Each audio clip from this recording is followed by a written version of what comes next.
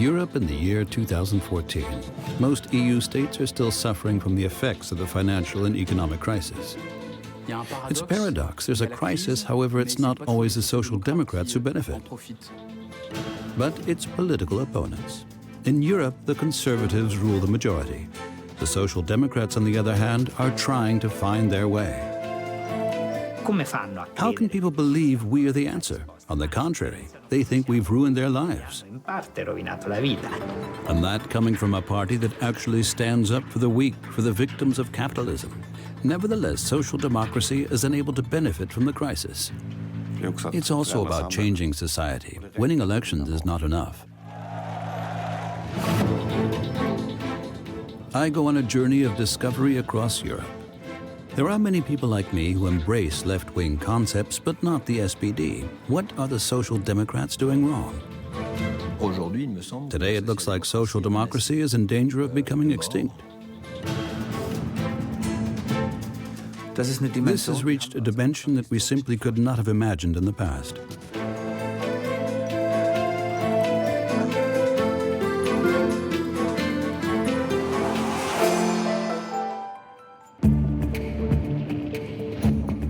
Autumn 2013. I'm on my way to the Ruhr district, to the heart of the German SPD, where they should actually have a home advantage. Bochum constituency candidate is Axel Schäfer, who is also deputy chairman of the SPD.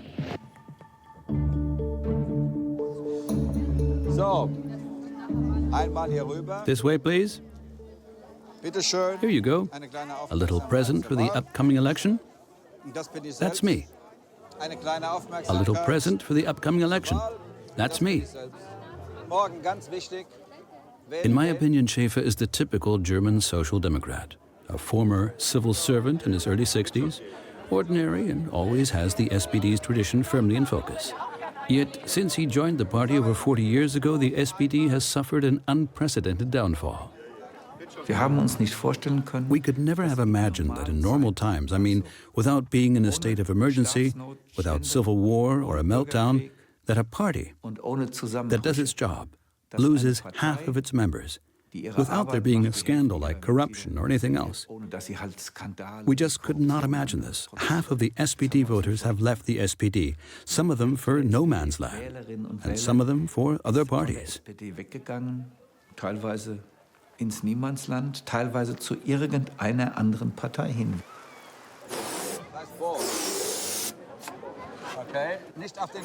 The campaigners are bravely bucking the trend, well aware that they have to contend with their supporters' memories and the fact that they blame the SPD for the cuts in social services and new poverty. Keywords are German Agenda 2010 and Hartz IV. We're not punishing you because of the Grand Coalition. It was already before that when Schröder started all that with Hartz IV. That's when you lost the voters. Yes, but Hartz IV was in 2003 and the elections were in 2005. You have to work on your image. The SPD is too quiet. So, first of all, we voted against the CDU on many things. And secondly, we have made corrections regarding legislation to make up for previous mistakes. The question is whether the voters realize this. No, you have to understand. I grafted for 40 years, put money aside for later, and then found myself in a dilemma where I had to go to the job center and then take Hartz IV a year later, where I had to disclose my assets, everything I'd saved for so hard for my old age. I think it's disgusting. And then I had to move into a smaller apartment. And you know what? It was degrading. I have to say, I really have to say, it's degrading.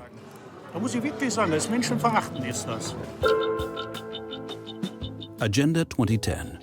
In 2003, under pressure from increasing unemployment levels, the German government under SPD Chancellor Gerhard Schröder voted on a comprehensive reform which led to drastic social cuts. Schröder's radical measures reduced state benefits and made the labor market more flexible. Germany had given in to the pressure of globalization, and this is still the case today.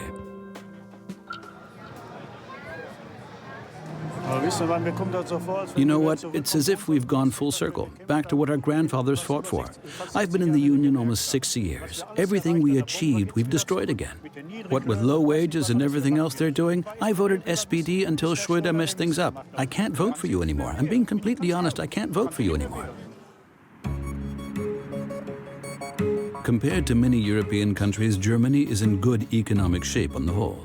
Yet the divide between the rich and the poor has become ever wider. Most Germans feel their country is being unjust, and the SPD and its reforms are amongst those being held responsible. I think the reason why social democracy is experiencing such difficulties, particularly among its former base voters, is the fact that it has given up its core belief, with which it was always associated and has always been the main purpose of social democracy, namely protecting the weak and vulnerable members of society.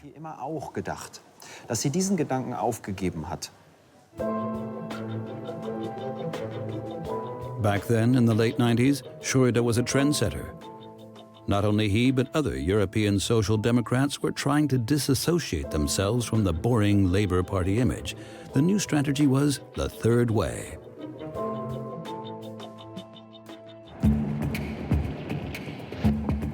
This concept failed for many in Germany. Evidently, it also severely damaged the SPD's identity. But perhaps that's just typically German. I make my way to the country which, based on my research, went down the path of the third way more persistently. Great Britain. Great music. You're invited. Great shopping. Great museums. To me, the island has always stood for sportsmanship, open-mindedness, You're invited. trendiness, and of course, bad food. Great cities. You're invited. 2012 is a great year to be in Britain. And you're invited.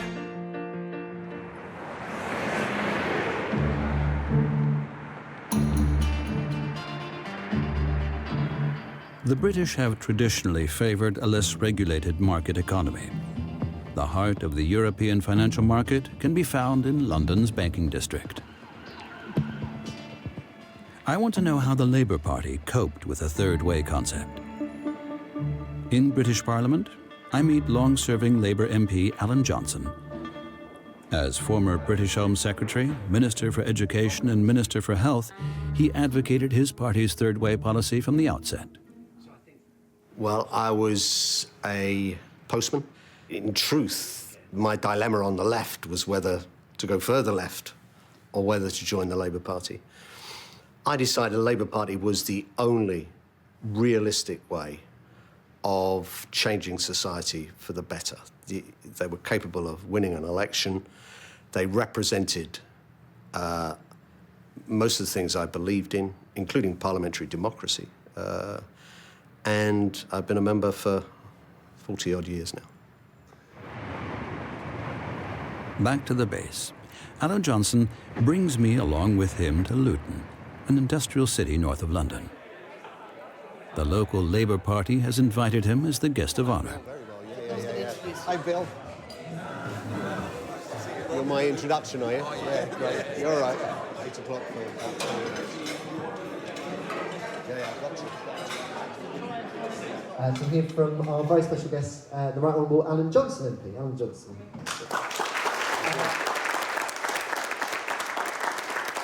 I was a postman before I was actually an official with the union.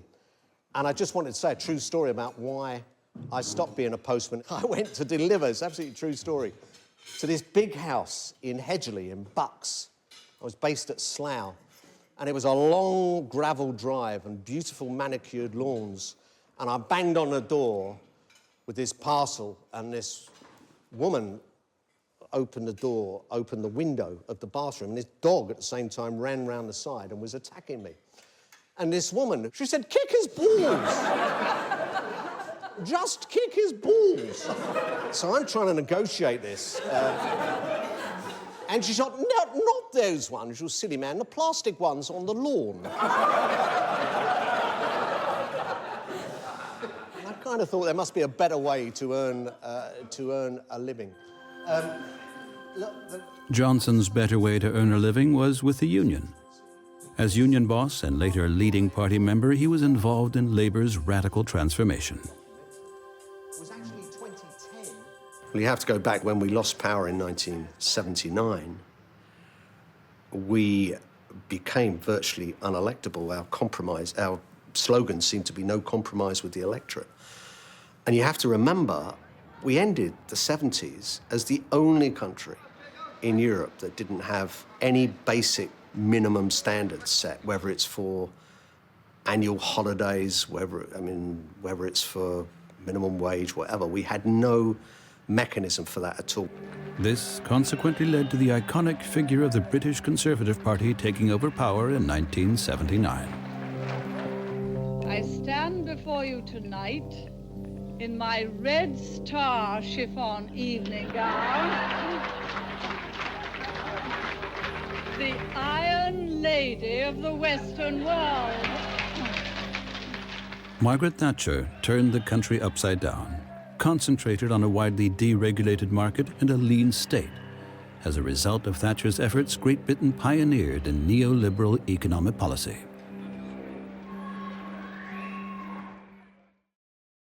There's a large strand of the Labour Party, not a majority, but a large strand that believed that the answer to Thatcher and the victory of the Conservatives in the 70s and then their re-election was to move further to the left. And many others, me included, who felt that the answer to this was for us to move further to the centre. So along came Tony Blair and others in the 1990s and said, well, there is a third way through this. And it's probably the recognition we are not an anti-capitalist party. We want to ensure that the worst excesses of the capitalist economy and the markets are governed and regulated for the benefit of everyone, but we believe in those markets. As Britain approaches the end of the century, we have been with the same masters now for 18 years. We still have the talent, skills, and inventiveness that we've always had, probably more so. But in a rapidly changing world, we seem somehow to have lost our sense of purpose.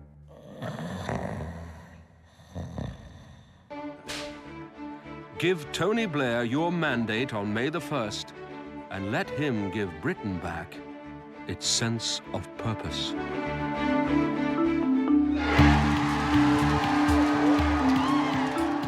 First came the success. In 1997, so-called New Labour succeeded in reversing the tide, bringing with it its new salvation. Tony Blair moved into number 10 Downing Street after a triumphant election victory. Blair spread his message throughout Europe, not by fighting against the current of globalization, but flowing with it. Going the third way brought the Social Democrats back to power.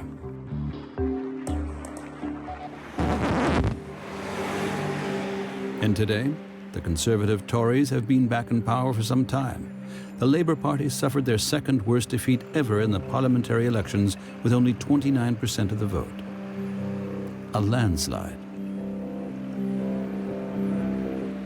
The big criticism from within the left, as well as from outside the left, is that the structure of the economy was not reformed. So there was a big build-up of finance capitalism, the domination of the city, a very large build-up of a housing market bubble, and people's real wages stagnated, particularly for the last sort of 6 or 7 years of that Labour government.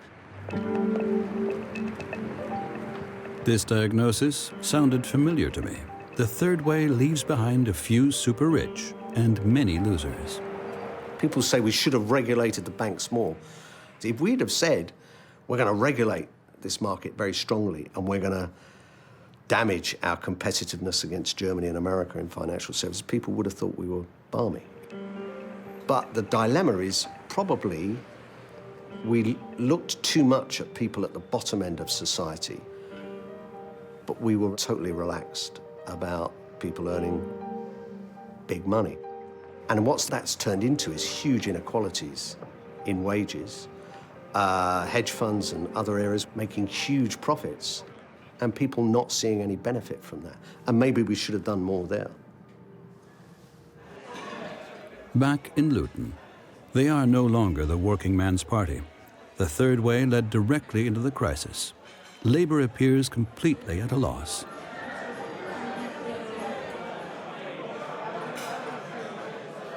We can't let the economy go. We can't say, well, in 2015, let's just draw a veil over all that, because it is the single biggest weapon that this government have got to use against us. Last government maxed out on their credit card. Don't give the keys back to the driver who drove the car into the ditch. This is potent stuff, and I'm afraid we've not got the same snappy one-liners to say on the doorstep. What makes things more difficult is the Labour Party's way back to the workers has been obstructed. There are hardly any left. There was a very big reduction in industrial and manufacturing jobs under Labour. Actually, they declined faster under Labour than they had done in the 18 years previously, the Conservative government. And that core vote disappeared or shrunk. And Labour was also seen to have drifted away, I think, from its blue-collar base. Secret dealings with the economy, disregard for the ordinary voter. The German SPD is also well acquainted with these accusations. Back to campaigner Axel Schäfer. His mission is to get back in touch with the ordinary folk. The SPD's new strategy is that their candidates go from door to door like vacuum salesmen. Schäfer's message is simple: vote for me. The most important thing is being invited in. Thank you. Good afternoon. We're from the SPD, a little present to remind you of the upcoming election. Thank you. It's a small flyer. Okay, and that's me. A little present from the SPD to remind you of the upcoming election. Hang on. That's me. So here you are. Don't forget, 22nd of September. And that's me. Yes, I've seen you in the paper. Thank you. All the best. You won't forget 22nd of September, right? So going door to door is the best way to approach people. You can't achieve this at an information stand, even less so at an event. We've not been able to think of anything better than personal contact so far. Yes, with your friend there, Steinbruck. But I'll get your first vote, right? Yes, of course. This way is certainly easier. If you get annoyed with others, you can still say, okay, I've met Mr. Schäfer personally, and listen to what he has to say.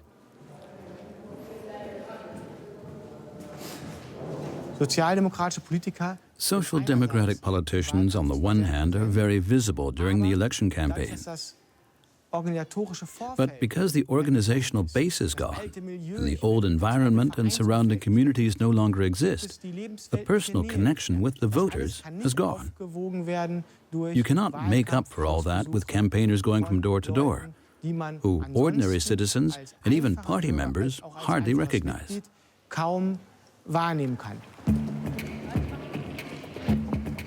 So my initial assessment? The German SPD and British Labour Party have lost their traditional identity to a large extent. For the parties themselves, the third way has led to a dead end. Next up, how have the Social Democrats favored in a country which practically has social democracy in its DNA, as opposed to Germany or Great Britain? I head for Sweden.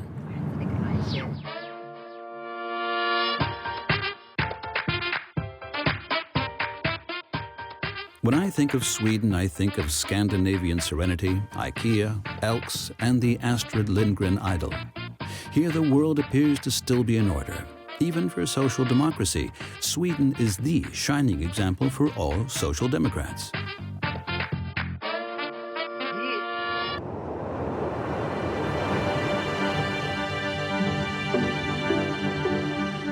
And when you drive through Stockholm, you can see why.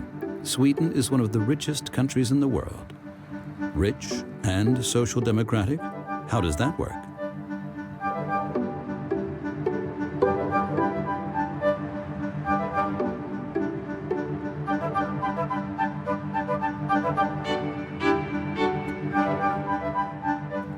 In Swedish Parliament, I meet Ardalan Shekarabi, member of the SAP, the Swedish Social Democratic Party. The first thing I want to know is what social democracy actually means in Sweden. Den svenska modellen bygger på egentligen tre ben. Well, the Swedish model is built on three cornerstones. En arbetsmarknad som är reglerad. A regulated labor market with strong unions. Är starka. A large, all-encompassing social welfare state, which is financed by everyone, and a political environment in which the economy is protected from too much governmental influence. Där den skyddas delvis från allt för mycket statlig inblandning.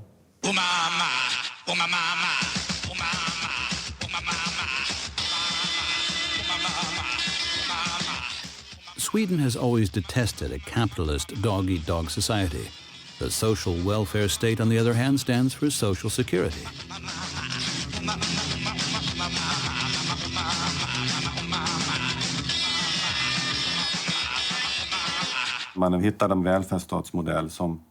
We found a welfare state model that not only included the working class, but also the growing middle class, so that welfare was not only directed at supporting the poor. It encompassed all groups, including the middle class. Har varit inriktad på att ge ett generellt stöd till alla och inkludera breda folkgrupper, inklusive medelklass.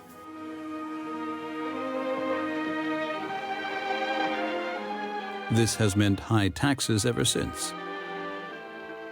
In 1954, an astounded Mr. Anderson had to accept a lesson from the Social Democrats, in spite of his greatest dream to finally live without taxes.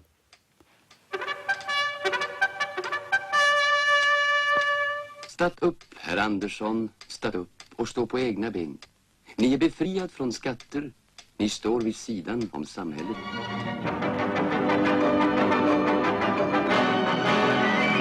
Du kan få något kaffe, det är vatten. Vatten? Visst inget vatten.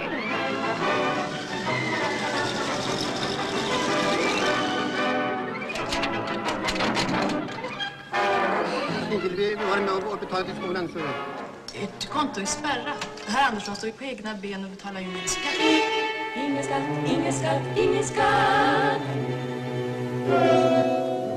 Vakna, Gustav, vakna. Är det med dig? Oj, jag drömde att vi stod på egna ben. På egna ben, vad menar du? Vi betalar inga skatter.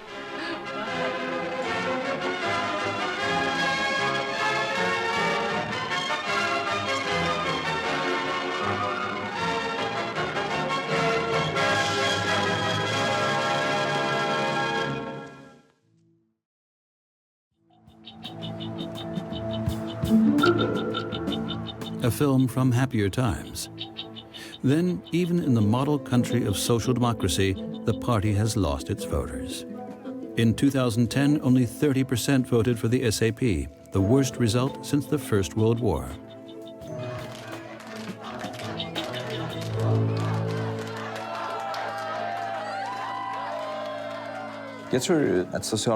I believe that a social democratic party needs to solve the problem of unemployment. Many voters felt that we didn't do this while we were in power, and that was justified criticism.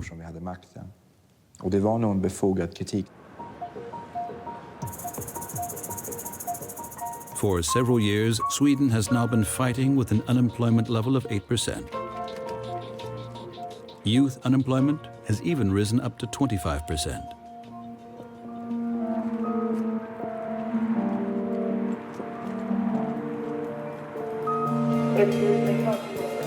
I'm traveling with Ardalan Shekarabi to Uppsala, to a political event of the SAP on educational policy.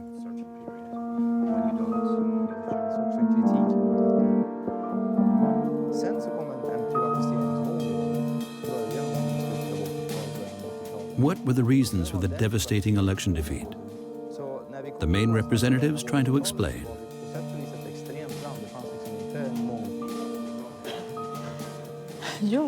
I think they lacked confidence. They didn't pursue their social democratic decisions and values. They didn't get through to the voters in the way they should have. borde. Utan då har borgarna haft The Conservatives communicated better. That was the reason why we failed. We simply didn't have coherent arguments.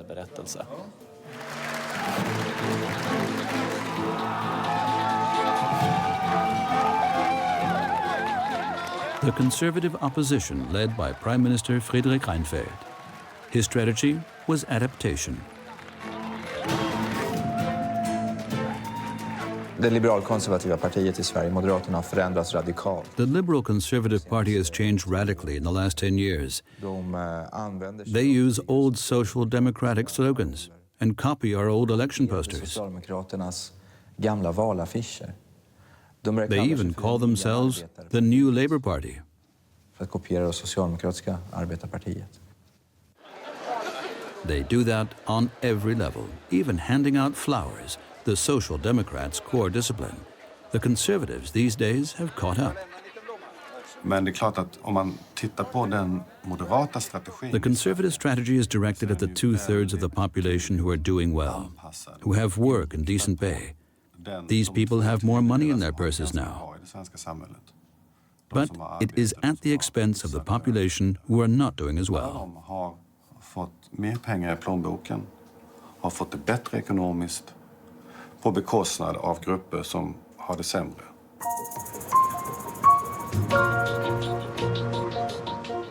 I conclude, in Sweden, the Conservatives rule with a light version of social democratic policy. The actual Social Democrats are no longer needed. Alltså att i någon mening kan man säga att Socialdemokraterna har segrat och så skapat. You could say that social democracy has prevailed and created free individuals.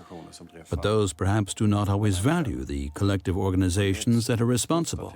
And that is a big strategic dilemma for the social democratic parties in all of Europe.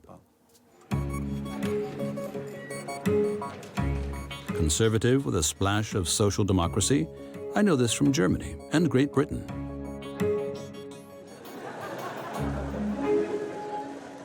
I think this is a lesson for the whole of Europe of the right detoxifying their brand. I think this happened all over Europe, but Cameron very successfully. From an anti-environmentalist party to vote blue, go green. From an anti-national minimum wage party suddenly embracing the minimum wage.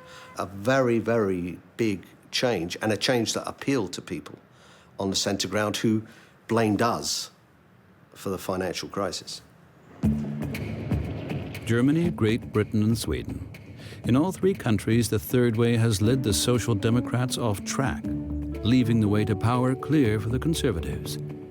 Now we're off to France, where the Socialists were elected because they explicitly promised an alternative. François Hollande has succeeded in mobilizing the masses for his Parti Socialist and naming himself as the nation's savior. This is how he won the election. L'enjeu de cette campagne, c'est la France. Une France du travail, du mérite, de l'effort, de l'initiative, de l'entreprise, de la diversité. Rassemblons-nous. Le redressement, c'est maintenant. La justice, c'est maintenant. L'espérance, c'est maintenant. La République, c'est maintenant. Le changement, c'est maintenant. Vive la République et vive la France.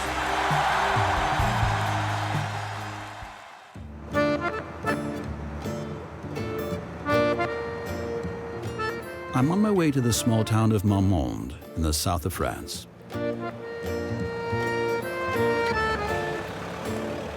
How close are the socialists here in the provinces to the people?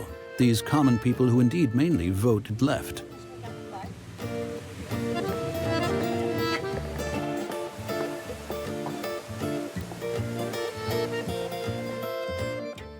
I meet Matthias Wecker, the Parti Socialist MP in the National Assembly for this constituency.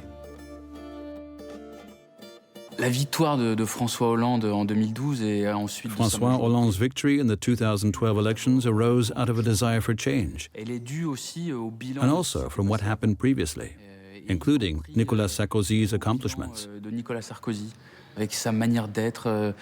After his extremely aggressive politics, the French people wanted to open up a new chapter in favor of more equilibrium and realism. They finally wanted to have faith again. De se sentir à nouveau en confiance. Whatever expectations Hollande inspired in the voters, he has disappointed them. His popularity has decreased rapidly. The accusation is he has done nothing about the crisis.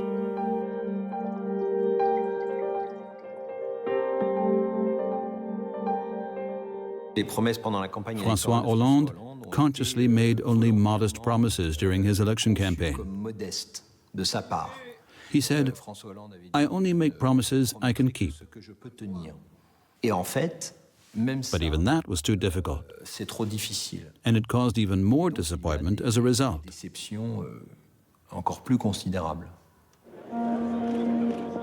In truth, Hollande faces a dilemma.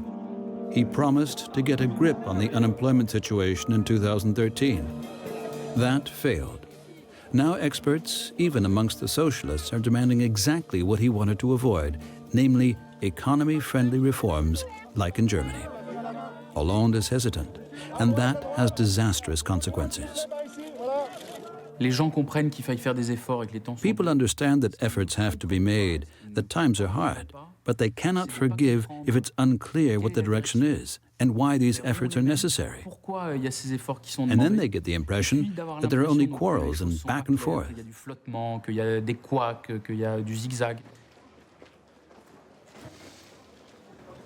I accompany Matthias Fecker to a party meeting in his Marmont constituency. Ça va? Je sais pas à qui je vais dire bonjour. Bonjour. Ça va? Oui, ça va, merci. Oui, merci d'être là. Bon, c'est... Thank you for coming. Bonjour. Ça va? Ouais, toi aussi? Oui, très bien. Bonjour. Ça va? Bah oui, ça va bien. Bon, bonjour. Ça va bien? Despite the good relationship with the local candidates, Paris is far away, and the party leadership is preoccupied with itself and internal power struggles.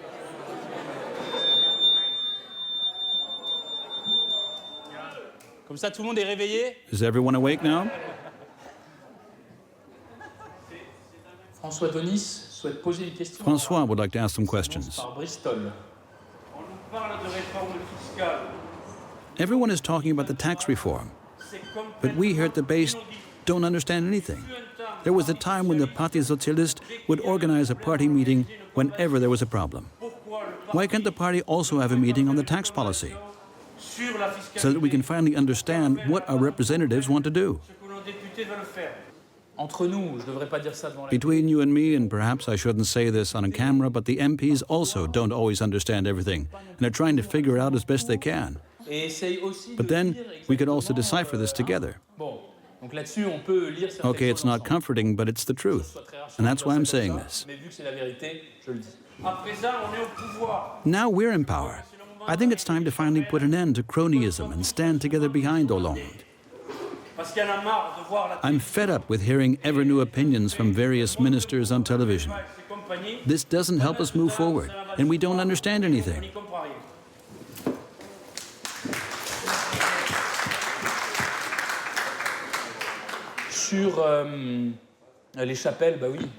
To address your point about collusive behavior, yes, the various trends don't make sense anymore. And to those who are unhappy, to be honest, a minister has many other things to do in his life, and he is free to do them.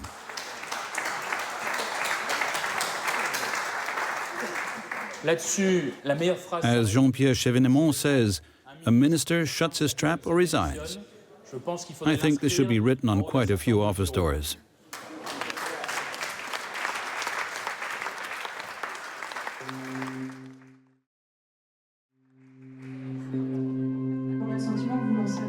In January, after much hesitation, President Hollande finally reacted and announced reforms. The measures sound familiar: tax rebates for businesses, a more flexible labor market, and budget cuts. Engager une bataille. Ouvrir une nouvelle étape. Il ne s'agit pas de changer de chemin. Il s'agit d'aller plus vite, d'aller plus loin, d'accélérer, d'approfondir. Really? The fresh start sounds more like a change of policy along the lines of the German Agenda 2010. Peter Hartz, who is responsible for the German Hartz IV laws, was even received at the Élysée Palace. This reorientation will also cost the French socialists a lot of trust. The consequences can be seen in their European sister parties, be it in Germany, Great Britain, or Sweden.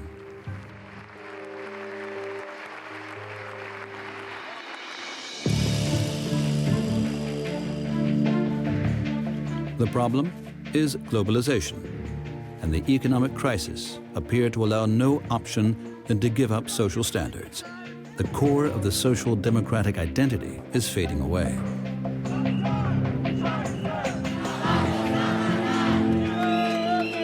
Il y a une pression très forte par la mondialisation. Due to globalization and the common dogma in Europe, there is great pressure to reduce deficits and not to spend too much public money. À limiter les déficits, à ne pas trop dépenser d'argent public. Et puis il y a une autre pression. But the left is under further pressure. Historiquement, c'est For many people, they symbolize social security, a strong state, a strong public sector, de la population, la protection everything sociale, that is very expensive today. le service public, toute chose qui coûte cher aujourd'hui.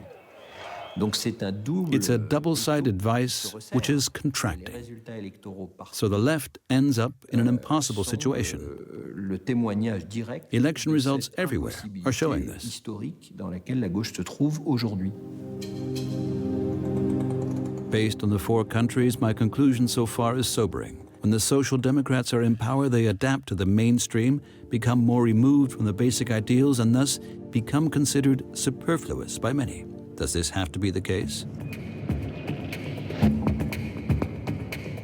I set my hopes on a country that has been worse hit by the crisis and traditionally is different from the rest of Europe.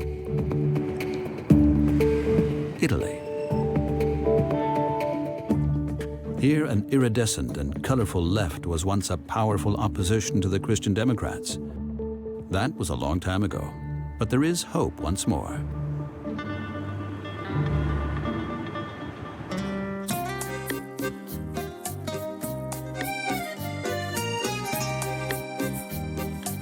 Ancient backdrops, the Vatican, Dolce Vita, pizza, pasta, and Tuscany.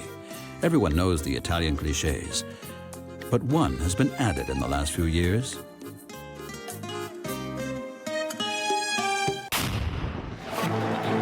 Silvio Berlusconi. He stands for Italian politics mentality and confusion like no other, to the dismay of many Italians. But even here, the Social Democrats won the last election with Enrico Letta from the Partito Democratico as the new prime minister. Hope for a new left-wing beginning in Italian politics.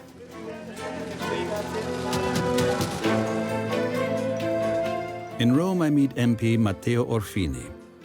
His party, the Partito Democratico, was founded only in 2008 from the most diverse political factions. C'è la tradizione comunista, la tradizione socialista. There is a communist tradition, a socialist tradition, the Catholic People's Democratic tradition, and experience from various citizens' movements. Many realities form this party.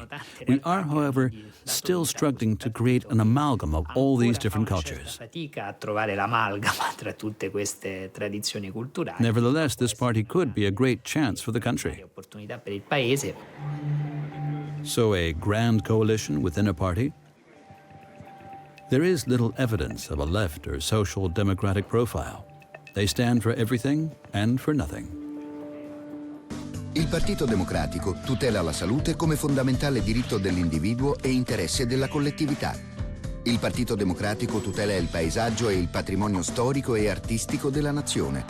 Il Partito Democratico promuove lo sviluppo della cultura e la ricerca scientifica e tecnica.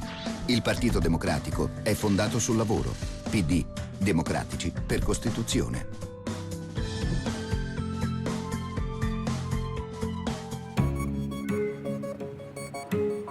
Yet the Partito Democratico formed a grand coalition with Berlusconi's party, with its arch enemy of all people, making a social democratic policy even less likely.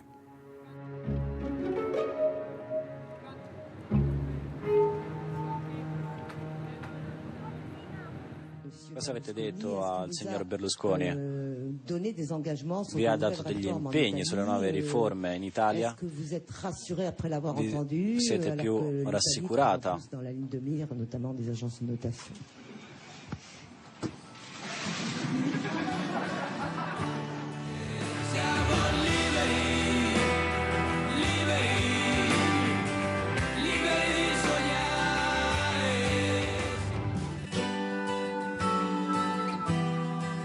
Noi l'abbiamo fatto per una We did it for an obvious reason.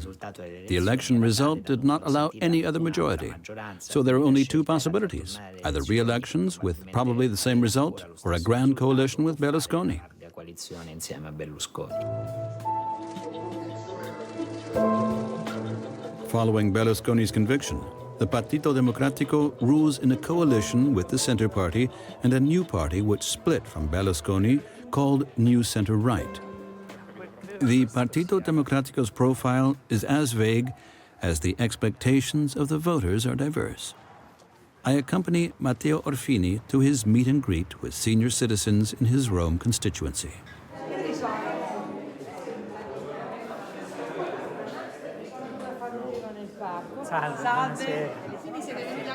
This woman is complaining about her pension, you see?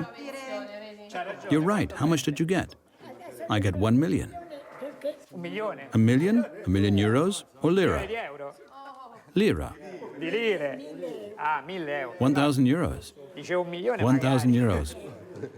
1 million. That would be nice. You have to pay rent. You pay everything. Light, gas, telephone, everything. Even the bus pass. I don't have a large apartment. One room, kitchen, hallway, bathroom. You rent? I rent. We can't manage the immigration problem in Italy any longer. There are too many. These are problems that affect us in the Mediterranean, us Italians and Spanish. Europe can't just speak about the 3% debt restriction. It also has to consider our social problems that we simply can't get under control. Deve pensare pure a questi problemi sociali che questi paesi affrontano e non ce la facciamo affrontare. The Partito Democratico is a melting pot for everyone who is looking for a somewhat different kind of politics. Io credo che in questo momento il problema I think the party's main problem is that it hasn't fundamentally decided what it should be and which areas of society it would like to represent. della società che vuole rappresentare. So also in Italy, the Social Democrats are looking for their mission. This is quite simple. Be the opposite of Berlusconi. No scandals, no corruption. However, several left-wing politicians come from the hated political establishment and hence lack credibility. This explains the meteoric rise of former comedian Beppe Grillo, who, with his protest against the political establishment, was able to gain 25% of the votes in the parliamentary election right out of the gate. Depositiamo nel più grande deposito di liquidi avariati che è il nostro Parlamento la dose di cozze sperando che si schiodino di lì nell'arco dei secoli.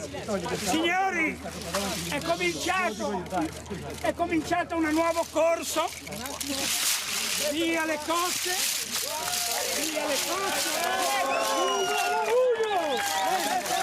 Qualche tempo fa A while ago, there was an opinion poll that investigated the credibility of the country's various institutions: judges, newspapers, the president, parliament, and parties. The pollsters also included the mafia, which of course is unusual. The politicians were found to be less popular than the mafia. So, that's the feeling. Secondo gli italiani, questo è il sentimento. The worst possible prerequisites. And already in February, the next change had taken place. Matteo Renzi, the Partito Democratico's young shooting star, replaced Enrico Letta as prime minister. Renzi stands for a new generation, unencumbered by the sins of the past. Perhaps he can provide hope. Perhaps he will only intensify the political chaos in Italy. The end is open.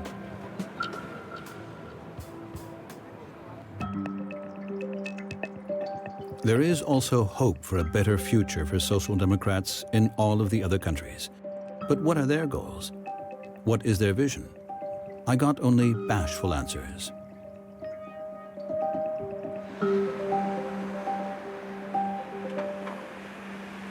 For a long time, the left had clear goals, namely defending the working class, as they didn't have any social benefits, and the rebuilding of the welfare state.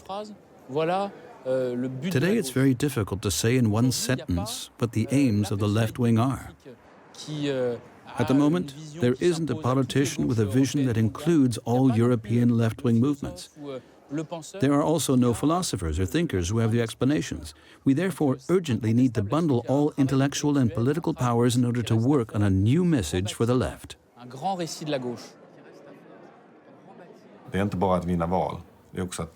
It's not about winning elections.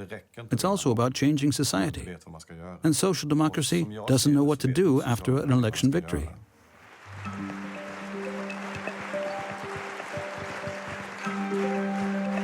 There is actually a resounding cry for a vision, and particularly with the social democratic parties. Incidentally, throughout Europe, this desire is particularly pronounced. That's because they have always regarded themselves as a movement and a party that doesn't only stand for a good today that they want to manage, but for a better tomorrow. But in our society, the level of education has risen considerably, and with it, the ability of people to judge concepts for themselves. A utopian concept for the future is a concept that people believe in nevertheless. However, today, we don't believe politicians anymore who say, I have an idea of how tomorrow will be, and will try to make this happen.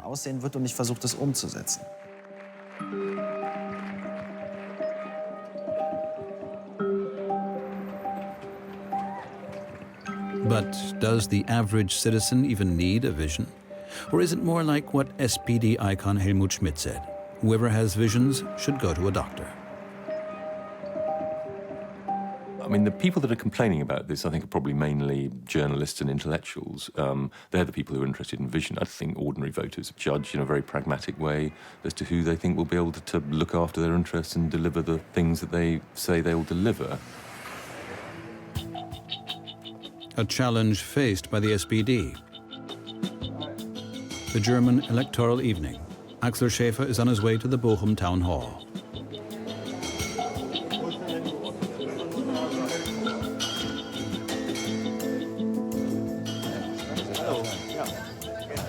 The SPD election forecasts were disastrous. Has Schäfer defended his direct mandate? The tension is high.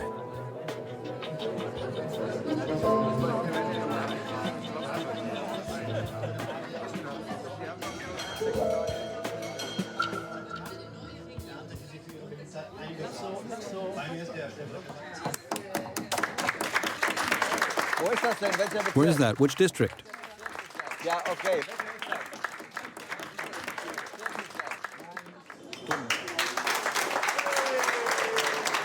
The valiant campaigning in Bochum has paid off. Axel Schäfer is re-elected with 44% of the vote.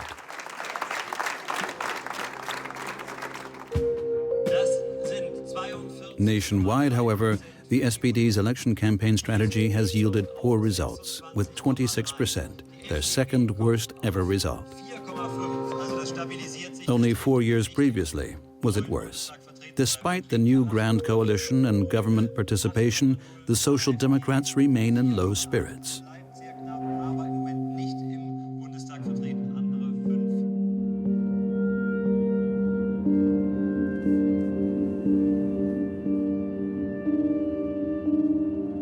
What is the way forward? I finally asked politicians and experts how European social democracy will find its way back to its former strength in the long term.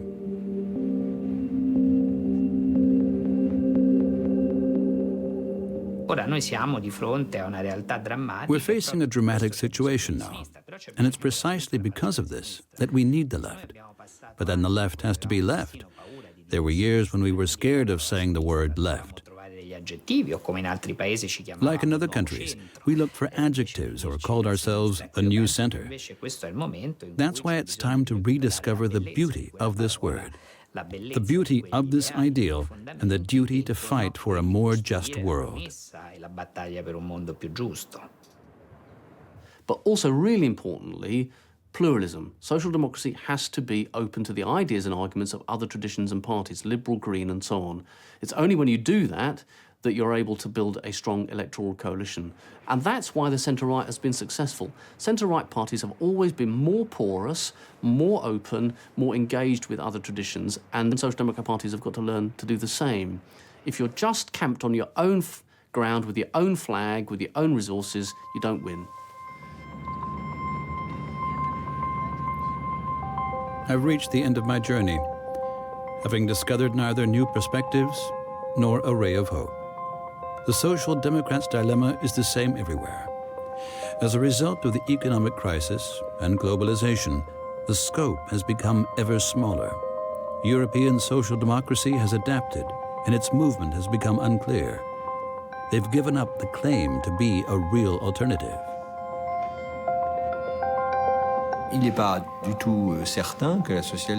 It is in no way certain whether social democracy will continue to exist. There is no absolute security that a movement, a party, or a political family will exist forever.